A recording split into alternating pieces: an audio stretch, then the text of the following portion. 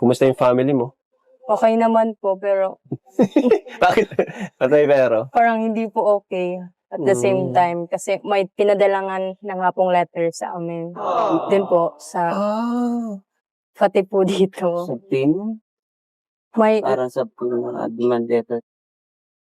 na pinapaalis na po and pati rin po dito. Dito? Opo, So wala ka na talagang totally po matitira. homeless. Opo.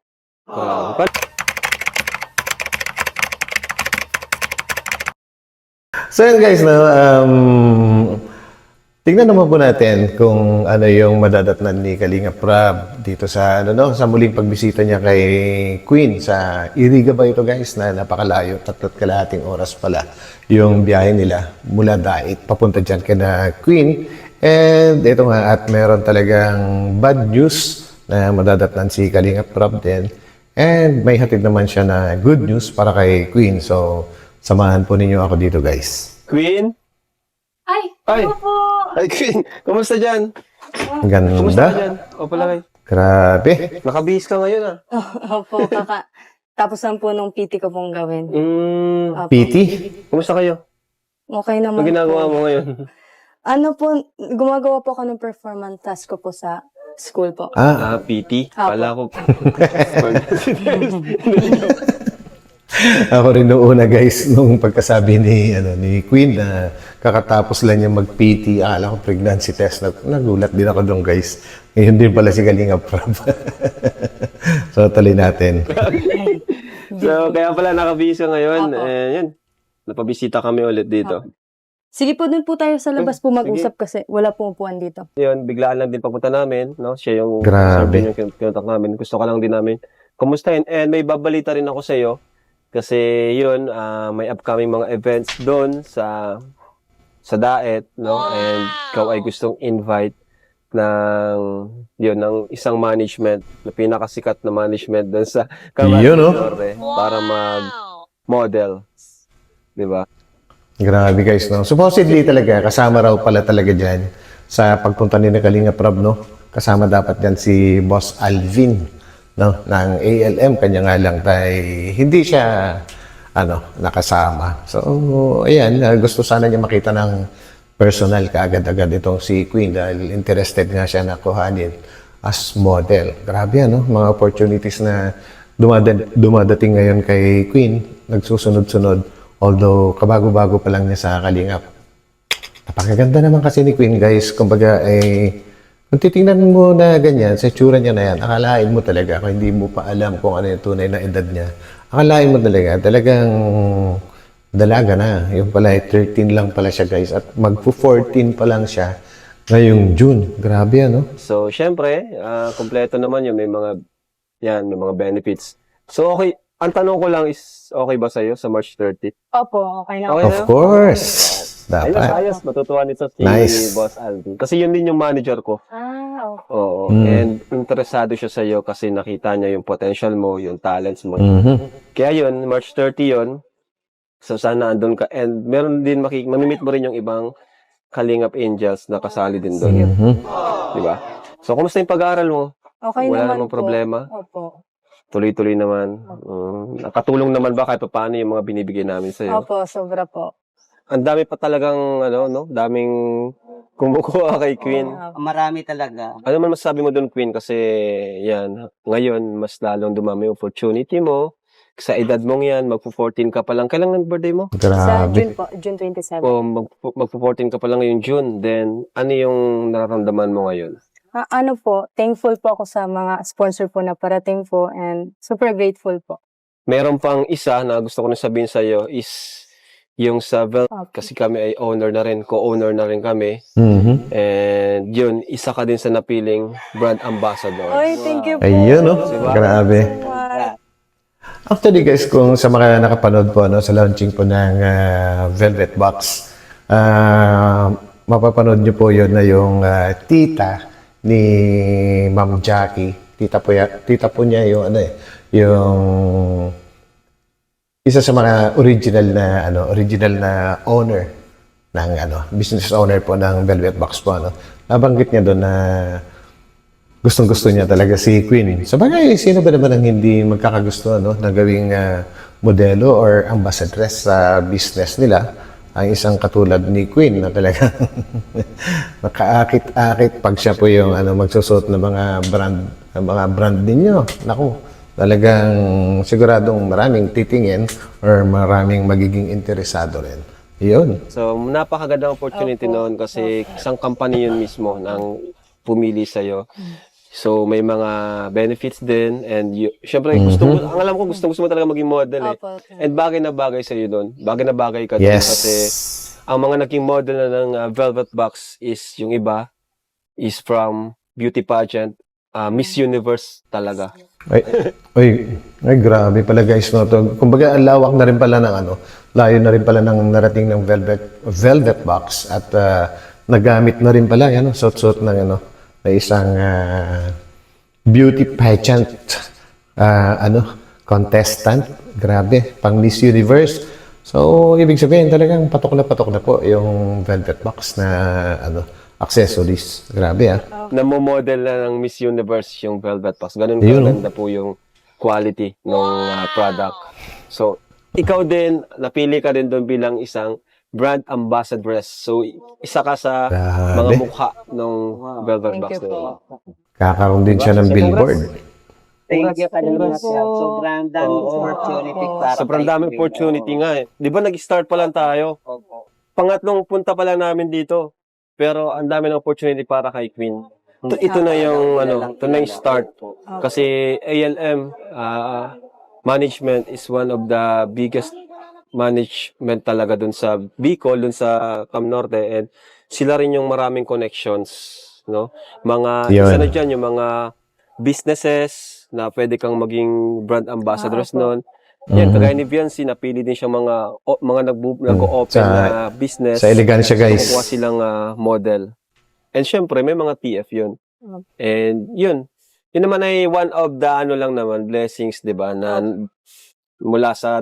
mula ng yan, na feature ka sa Team Kalingap. Pero syempre, ang pinaka-blessings mo is yung yung Kalingap talaga. Opo. Kami, no? Ang tayo, dito kami, suportahan ka lang, financially, or syempre, number one is yung pag-aaral mo, no? Kasi yung Tama. Tama guys. Actually, talagang nagbibigay ng blessing talaga dyan is Kalingap. Kasi nga po, kung hindi siya na-discover ng Kalingap or hindi siya tinanggap nung inilapit siya ni Sir John, ay hindi niya makukuha yung mga ganong opportunities. Hindi natin alam kung someday makukuha niya, pero yung ganon kabilis na pangyayari ay dahil sa Kalingap. Kaya magkakaroon siya po ng mga ganong opportunities.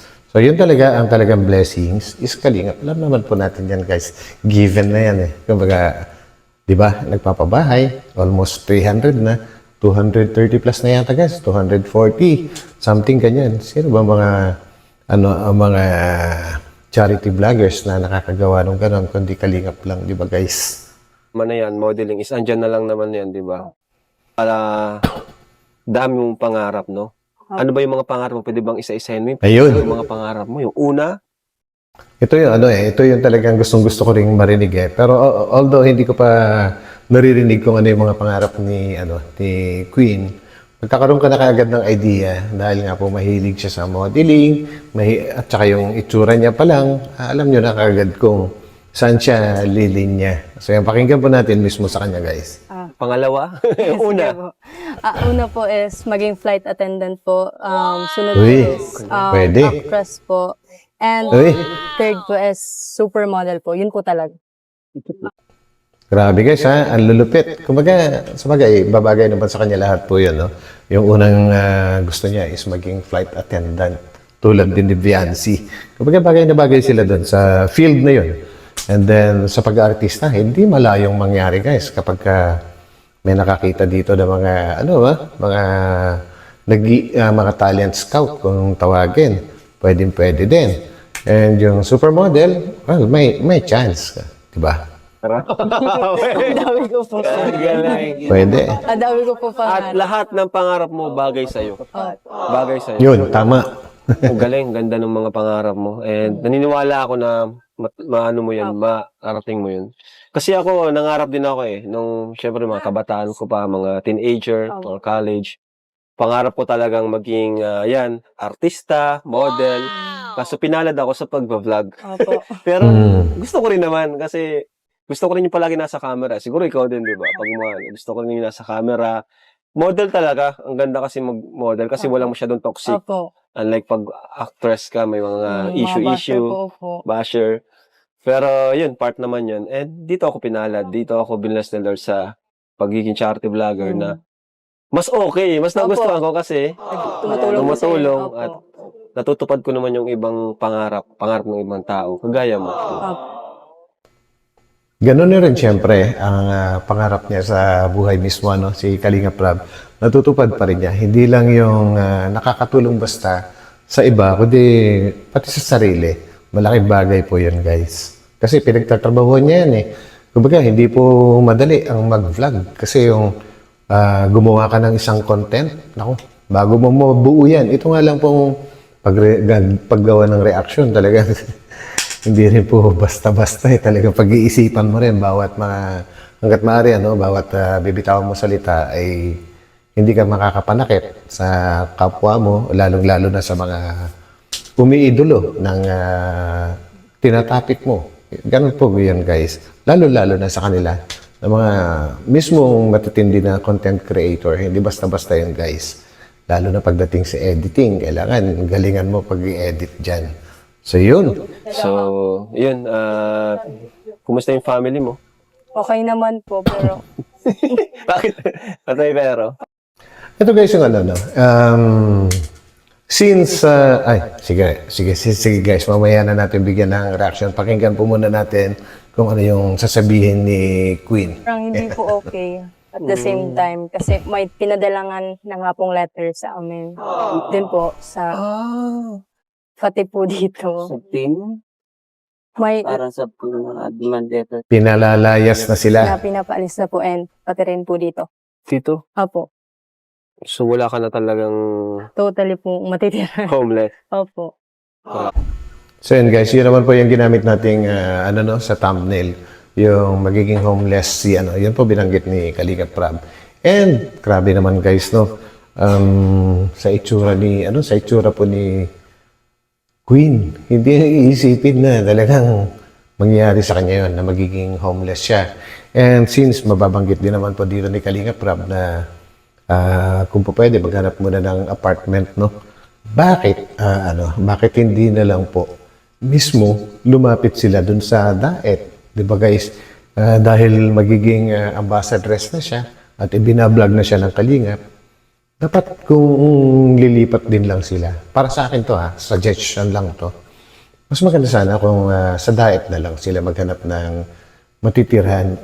Dun sa malapit lang po sa Daet, kagaya ni na Fiancé, yung mga ganyan guys, di ba? Para hindi na po mahirapan sina Kalinga Prab sa pagpunta-punta dyan sa napakalayong lugar. Suggestion lang naman po yan.